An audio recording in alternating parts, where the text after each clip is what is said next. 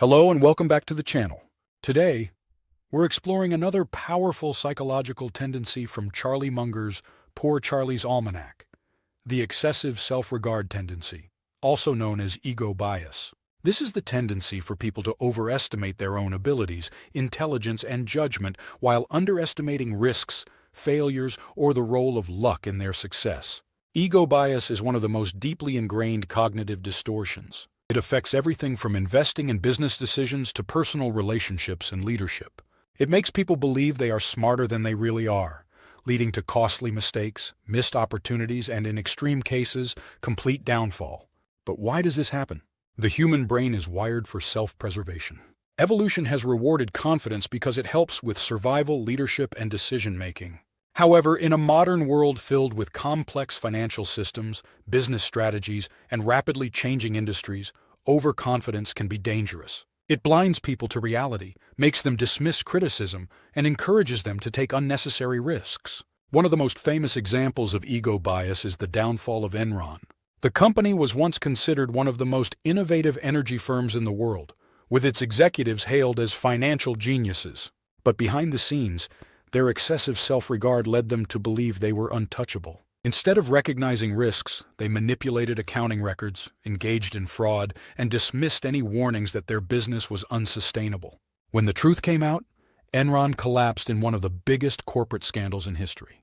Thousands of employees lost their jobs, and billions of dollars in investments were wiped out, all because of unchecked arrogance at the top. Another case of ego bias affecting decision-making was Nokia. In the early 2000s, Nokia dominated the mobile phone market. Its executives believed they were invincible, dismissing the rise of touchscreen smartphones. When Apple launched the iPhone in 2007, instead of adapting, Nokia's leadership clung to their outdated models, believing they knew better than the emerging trends. By the time they tried to compete, it was too late. Their excessive self-regard had cost them their position as the global leader in mobile technology. Ego bias is also a major problem in investing. Many traders and investors believe they can consistently beat the market. They take credit for their wins but blame external factors for their losses. This overconfidence leads to reckless investments, ignoring expert advice, and refusing to cut losses when things go wrong. A famous example is long-term capital management, a hedge fund run by Nobel Prize-winning economists. Their excessive self-regard made them believe they had created a near-perfect investing strategy, immune to market fluctuations. They ignored the possibility of rare but catastrophic events, and when the unexpected happened, they lost billions of dollars in a matter of weeks. The fund had to be bailed out to prevent further economic damage. Even in sports, we see the dangers of ego bias. Boxer Ronda Rousey was once considered unbeatable in mixed martial arts. She dominated her opponents and was so confident in her abilities that she dismissed warnings about her weaknesses in striking. When she finally faced a skilled striker, Holly Holm, she refused to adjust her strategy, believing she was superior in every way. The result? A devastating knockout loss that shocked the sports world and ended her undefeated streak. This tendency also plays a role in personal relationships. People with excessive self-regard often assume they are always right, dismissing other perspectives. They struggle to accept criticism even when it's constructive. This can lead to failed partnerships, broken friendships, and workplace conflicts. One famous example is the feud between Steve Jobs and Apple's board in the 1980s. Jobs was undeniably brilliant, but his excessive self-regard made him dismiss feedback, ignore the concerns of colleagues, and push projects without considering their feasibility. Eventually, he was forced out of the very company he co-founded. While Jobs later matured and returned to Apple with a more balanced approach, his early career was a clear example of how unchecked ego can derail even the most talented individuals. So how can you overcome excessive self-regard tendency?